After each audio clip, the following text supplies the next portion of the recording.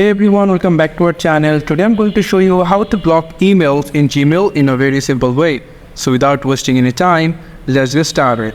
So first, you just need to go over into your Gmail. So after coming on Gmail, you just need to select which one you want to block. So like I will going to block this mega, so click on that. And after that, you just need to come over into these three dot more options or icons over here, click on that. And then you will get an option called block mega. So if you click on block mega, click block, it will block all emails from this mega notification @mega.nz. So this is how we can block every email whichever you want by this process. Just simply coming over this more dot icon and then click on block. You just simply go here and you can unblock here as well in a very simple way.